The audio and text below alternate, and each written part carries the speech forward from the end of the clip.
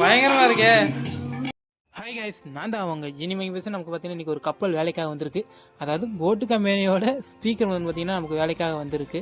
இதில் வந்து பார்த்திங்கன்னா என்ன கம்ப்ளைண்ட் வந்து பார்த்திங்கன்னா சார்ஜர் போட்டால் மட்டும் தான் ஸ்பீக்கர் வேலை செய்யுது. சார்ஜரை ரிமூவ் பண்ணிட்டோம்னா ஆஃப் ஆகிடுது. அப்போலாம் என்ன கம்ப்ளைண்ட்னா உள்ளே இருக்க பேட்டரி கம்ப்ளைண்ட்டாக இருக்கணும், இல்லைன்னா மதர் போர்டு கம்ப்ளைண்ட்டாக இருக்கணும். எனக்கு தெரிஞ்ச வரைக்கும் பேட்டரி கம்ப்ளைண்ட்டாக இருக்கும் தான் நினைக்கிறேன். உள்ளே இருக்க பேட்டரி எடுக்கிறதுக்காக கப்பலை தனித்தனியாக பிரிக்க ஆரம்பிச்சிட்டோம். இந்த கம்பெனிக்காரன் ஸ்பீக்கருக்கு செலவு பண்ணதை விட கம்முக்கு தான் அதிகமாக செலவு பண்ணியிருப்பான்னு நினைக்கிறேன். பிரிக்கவே முடியல. அத்தனை இடத்துல க்ளூ போட்டு ஒட்டி வச்சிருக்கான். க்ளூவெலாம் ரிமூவ் பண்ணிட்டு பிரிச்சுட்டு பார்த்தா உள்ள ஸ்க்ரூ போட்டு டைட் பண்ணி வச்சிருக்கான். இருக்க ஸ்க்ரூலாம் கழட்டிட்டு திருப்பியும் ஓப்பன் பண்ணி பார்க்குறோம். ஓப்பன் பண்ண முடியல. என்னடான்னு பார்த்தா அந்த கப்பல் சிம்பிள் போட்டதையும் க்ளூ போட்டு ஒட்டி வச்சிருக்கான்.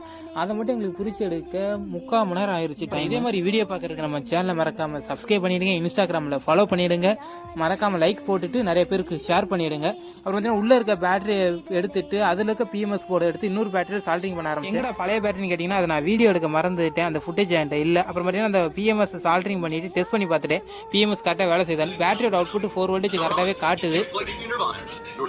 அதனால் கப்பில் ஃபுல்லாக அசம்பிள் பண்ணிவிட்டு ப்ளூடூத்தோட கனெக்ட் பண்ணி டெஸ்ட் பண்ணி பார்த்தோம். சாங் அவுட்புட் கரெக்டாக வருதான்னு நல்லாவே வந்துச்சு. நீங்களே கேட்டு பாருங்கள்.